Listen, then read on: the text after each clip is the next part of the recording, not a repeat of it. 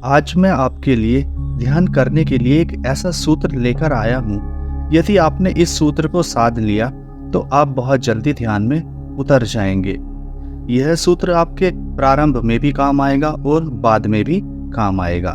जब आप ध्यान में होंगे तब भी काम आएगा और जब आप ध्यान में नहीं होंगे तब भी काम आएगा, क्योंकि इस सूत्र को साधे बिना आप ध्यान में जा ही नहीं सकते हैं, क्योंकि ये मार्ग है, इससे गुजरना पड़ेगा। मित्रों, उदाहरण के तौर पर आप समझिए, आपने अक्सर देखा है कि जो कछुआ होता है, तो कछुए की विशेषता क्या होती है? कछुए की विशेषता ये होती है कि वो अपने समस्त अंगों को भीतर की ओर सिकेड़ लेता है। तो ध्यान का जो सूत्र है ये भी एक ऐसा ही सूत्र है कि आप सबको अपने भीतर की ओर सिकुड़ जाना है। अपने भीतर की ओर सिकुड़ जाने का मतलब क्या है? इसका मतलब है प्रत्येक साधक को अपनी समस्त इंद्रियों को भीतर की ओर सकेड़ लेना है। अब जब साधक भीतर की ओर इंद्रियों को सिकोड़ लेगा तो उसके ध्यान की यात्रा तो निश्चित आरंभ होनी ही है। आप कभी जंगल में जाकर देखिए कि जब दिन छिपता है, शाम का समय होता है, तो आप एक पेड़ को देखिए, पेड़ कैसे अपने आप को बंद करके बैठ जाता है, बिल्कुल बंद हो जाता है, उसका एक भी पत्ता नहीं हिलता है। तो दोस्तों, ये जो है ये ध्यान के गहरे सूत्र हैं। गहरे सूत्र ये इसलिए हैं क्योंकि इनके बिना ध्यान में यात्रा संभव ही नहीं है। देखिए, ध्यान में होता क्या है? ध्यान में जाना है हमें अपने भीतर की ओर। साधारण जीवन में क्या होता है कि हम रहते हैं अपने शरीर से बाहर की ओर। हमारी जितनी भी समस्त इंद्रियां हैं वो हमें बाहर की ओर ही ले जाती हैं। अब देखिए, हमारी आंखें हैं, हमारे कान हैं, या हमारे शरीर की ओर हिस्से हैं, हमारी जो भी इंद्रियां हैं, तो उन सबको जो शक्ति मिल रही है वो शक्ति जा रही है बाहर की ओर। और जब शक्ति बाहर की ओर जाती है तो यात्रा संसार की होती है, और जब शक्ति भीतर की ओर जाती है तो यात्रा आध्यात्म की होती है, यात्रा ध्यान की होती है। आपने अक्सर बड़े बड़े संतों को देखा होगा, जैसे भगवान गौतम बुद्ध बैठे हैं, भगवान महावीर बैठे हैं, या कोई भी ध्यानी पुरुष बैठा है तो वो पलोथी मारकर बैठता है और बिल्कुल स्थिर होता है।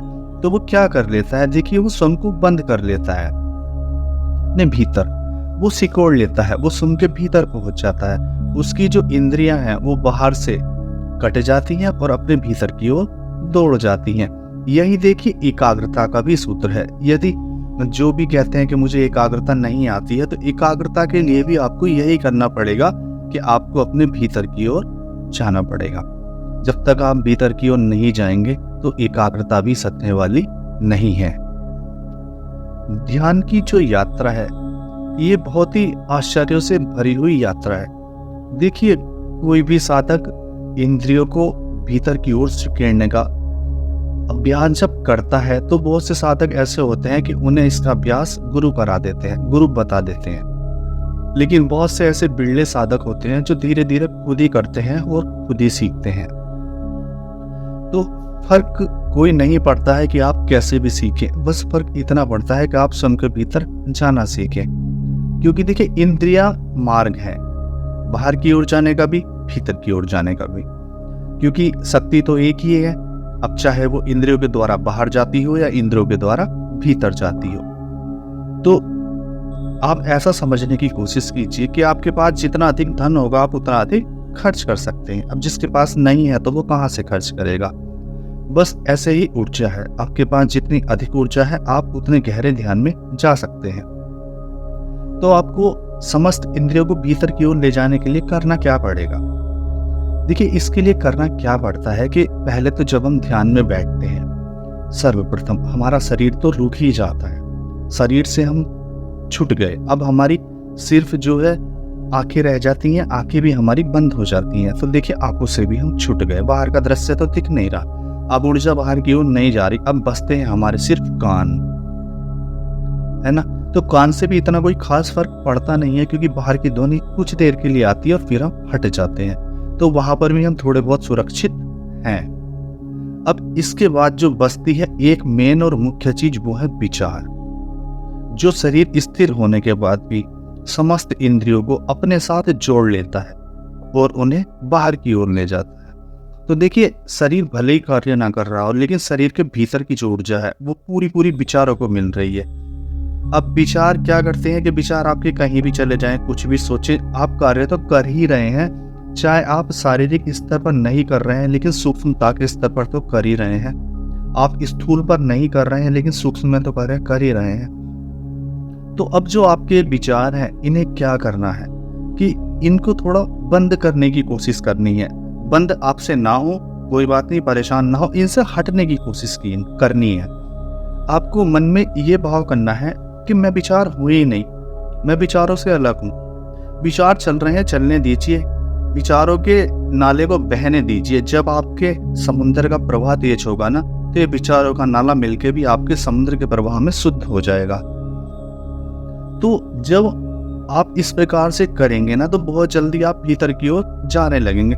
देखिए, होता क्या है, बाहर के जगत को तो देखते हैं हम इन साधारण आंखों से, लेकिन भीतर के जगत को देखने के लिए जरूरत पड़ती है हमें तीसरी आंख की, जो हमारी इंद्री है, जो गुप्त है, जो रहस्य में है, जो छुपी हुई है। अब जब आप क्या करेंगे कि अपने बाहर की सारी ऊर्जा को आप भीतर की ओर सिकोड़ना शुरू कर देंगे। तो जब आपकी ऊर्जा भीतर की ओर जाने लगेगी, तो उसमें आपकी जो सारी ऊर्जा है वो आपके त्रिनेत्र पर सक्रिय होने लगेगी। जब आप त्रिनेत्र पर सक्रिय हो जाएंगे, तो वहां आपकी एकाग्रता भी बंधेगी। और जब एकाग्रता आपकी बंधेगी, तो आप जैसे ही मन में भाव करेंगे, उस तीसरी आंख का प्रयोग करेंगे, जो आपकी इंद्रियों की समस्त शक्ति है, आप उसका प्रयोग करेंगे, तो वैसे ही आप अपने भीतर एकदम से चले जाएंगे। तो एकदम से जब आप इस प्रकार से जाएंगे, आपकी समस्त इंद्रियों की शक्ति आपके आज्ञा चक्र से लगकर आपको भीतर की ओर लेकर जाएगी। तो फिर वहां ना तो आपकी शारीरिक स्थिति काम करेगी, ना आपकी मानसिक स्थिति। मानसिक स्थिति मतलब विचार, वहां पर आपको विचार भी परेशान नहीं करेंगे, क्योंकि देखिए, लगभग ऐसी दशा हो जाएगी जैसे साक्षी की दशा होती है। तो ये जो इंद्रियों का प्रयोग है, इसे बार बार आप करने की कोशिश कीजिए। ये बहुत प्रकार से किया जा सकता है। देखिए, अनुभव की बात है। अब जब अनुभव आता है तो आप सब जानते हैं। यदि आप इसे इस प्रकार से नहीं करना चाहते हैं, तो आप ध्यान में बैठ जाइए साधारण स्तर पर और अपना मन में भाव रखिए कि मेरी जितनी समस्त इंद्रियां हैं, उनका प्रवाह मैं भीतर की ओर कर रहा हूँ। जितनी भी मेरी समस्त इंद्रियां हैं, उनका प्रवाह मैं भीतर की ओर कर रहा हूँ। तो इस प्रयोग को जब आप 1-2-3 महीने करेंगे इस प्रकार से, तो ये प्रयोग आपका सधने लगेगा। देखिए, इसका फायदा क्या होगा, जब आप इंद्रियों को भीतर की ओर सिकोड़ना शुरू कर देंगे। तो जैसे कि आपने ध्यान कर लिया, ध्यान से उठ गए, आप घर से बाहर जाएंगे, या कहने का मतलब है आप काम पे जाएंगे, अपने परिवार में जाएंगे, तो वहां पे आप ध्यान कैसे करेंगे। तो जो आपने वो कला सीखी है ना, इंद्रियों को भीतर की ओर सिकोड़ने की, कि आप एकदम से कोई भी दिक्कत आई और भीतर सरक गए, तो इसमें आपको सांसारिक स्थिति में भी यह फायदा होगा कि आप घर परिवार के बीच में बैठे होंगे। यदि आप बैठे भी हैं और कहीं आप मेले में भी जा रहे हैं, सड़क पे भी जा रहे हैं, तो क्या आपके पास एक कला आ गई। कला का मतलब है कि आप शांत हो जाएंगे एकदम से, अपने आप को भीतर की ओर ले जाकर।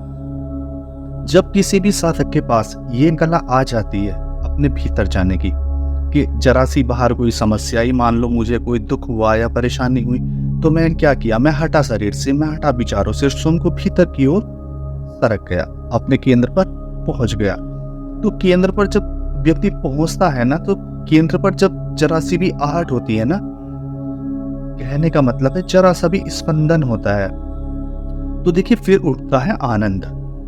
जिस आनंद की हम बात करते हैं ना, तो जैसे परमात्मा उतरता है रत्ती रत्ती, एकदम से उतर जाता है, कभी थोड़ा कभी ज्यादा, मतलब तो जो वो आनंद होता है साधक के लिए कभी कभी, तो उस आनंद को भी आप महसूस करने लगेंगे, वो आनंद भी आपको आने लगेगा। तो आपको करना यही है कि इस प्रयोग को सीखना है, क्योंकि ये प्रयोग जो है आपका ध्यान में भी काम करेगा और ध्यान के बाद भी काम करेगा, संसार में रहेंगे तब भी काम करेगा। देखिए, समय तो लगता है, हर चीज को लगता है। आप भी इतने बड़े एक दिन में नहीं हुए हैं, तो जीवन तो चल ही रहा है, तो ध्यान के प्रयोग करते चले जाइए। ऐसा नहीं है कि जब हम कुछ करते हैं तो मिलता नहीं है। और देखिए, इस कला को तो आपको सीखना ही पड़ेगा, वरना इस कला के तो ध्यान संभव ही नहीं है। इस कला के बिना तो आप साक्षी भी नहीं रह पाएंगे, क्योंकि बाहर से भीतर की ओर जाना एक अलग कला है, और बाहर से बाहर की ओर ही रहना वो तो साधारण जीवन है ही, आप सब जानते ही हैं। तो आशा करता हूँ जो मैंने आपको समझाने की कोशिश की है वो आप बहुत अच्छी तरह समझ गए होंगे। और आज की चर्चा मैं यहीं समाप्त करता हूँ। आप सभी को मेरा प्रणाम।